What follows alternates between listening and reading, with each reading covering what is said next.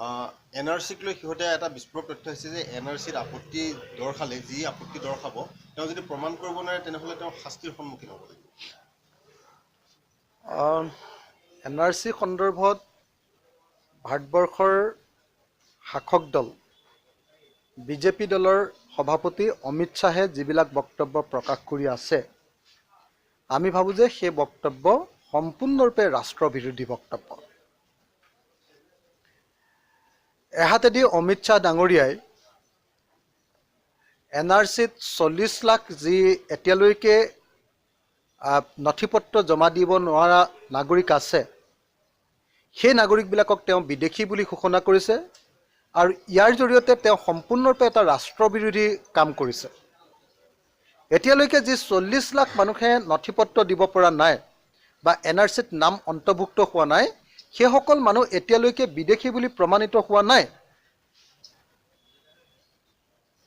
তেওঁলোকৰ কাৰণে অহা 31 জানুৱাৰী পৰ্যন্ত সময় আছে কাগজ পত্ৰ দিবৰ কাৰণে।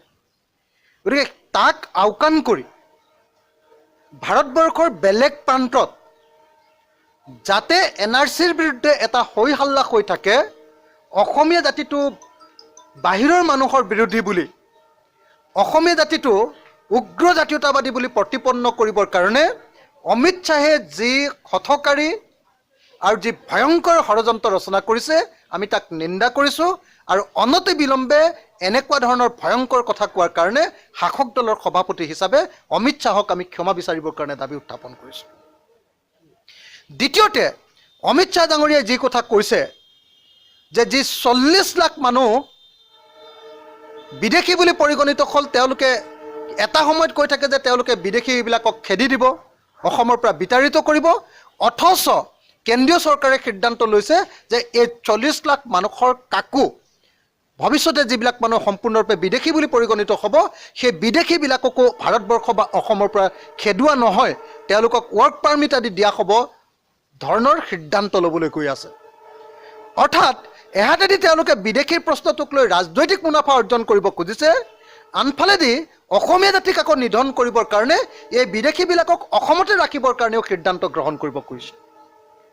গতিকে এই যি ভয়ংকৰ ষড়যন্ত্ৰ, বিজেপি আৰু RSSৰ এই যি দুমুখীয়া চৰিত্ৰ, ইয়াক সমগ্ৰ অসমবাসী ৰাইজে, সমগ্ৰ ভাৰতৰ ৰাইজে উপলব্ধি কৰা দৰকাৰ আৰু বিজেপি আৰু RSSৰ এই ষড়যন্ত্ৰ প্ৰতিহত কৰিবলৈ আগবাঢ়ি অহা দৰকাৰ।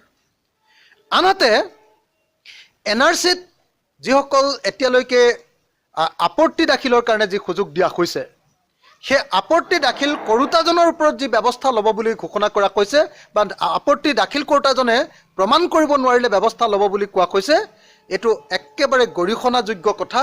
আমি অতি সোনকালে দাবী জনাইছোঁ যে অতি সোনকালে অনতি বিলম্বে, আমাৰ দাবীটো হ'ল যে অনতি বিলম্বে NRCত আপত্তি দাখিল কৰা মানুহজনৰ ওপৰত যাতে কোনো ব্যৱস্থা গ্ৰহণ কৰা নহয়, বৰং তেওঁক সসন্মানে আপত্তি দাখিল কৰিবৰ কাৰণে যাতে সুযোগ দিয়া হয়, তাৰ কাৰণে আমি দাবী উত্থাপন কৰিছোঁ। তাৰ কাৰণে যদি পলিচি চেঞ্জ কৰিবলগীয়া হয়, তাৰ কাৰণে যদি কিবা মডেল চেঞ্জ কৰিবলগীয়া হয়, তাৰ কাৰণে যদি কিবা নীতি বদলাবলগীয়া হয়, তাৰ ব্যৱস্থা গ্ৰহণ কৰক।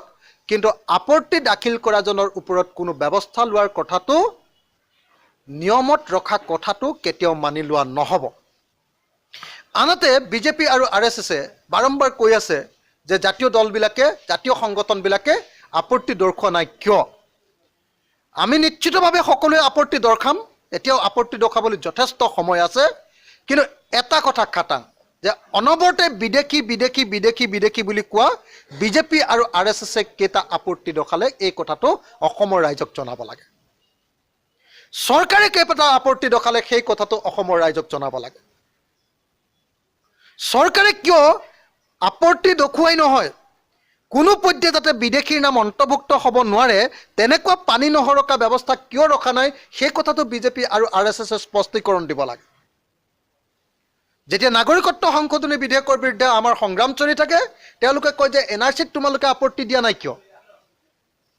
আৰে তোমালোকে NRC বনাইছোঁ বুলি ক্ৰেডিট ল'ব খোজা, অথচ NRCৰ মানুহবিলাকক আকৌ তোমালোকে ৰক্ষণাবেক্ষণ, বিদেশীবিলাকক তোমালোকে ৰক্ষণাবেক্ষণ দি ৱৰ্ক পাৰ্মিট দিয়াৰ কথা কোৱা। আমিতো অসমীয়া জাতিয়ে কৈ আছোঁ যে যি বিদেশী বুলি পৰিগণিত হ'ব তেওঁলোক যাব লাগিব, কিন্তু তোমালোকেহে এতিয়া ৱৰ্ক পাৰ্মিট দিয়াৰ কথা কৈছা, ভাৰতত ৰখাৰ কথা কৈছা, আৰু লগতে হিন্দু বাংলাদেশীক অসমলৈ বা ভাৰতবৰ্ষলৈ অনাৰ কথা কৈছা।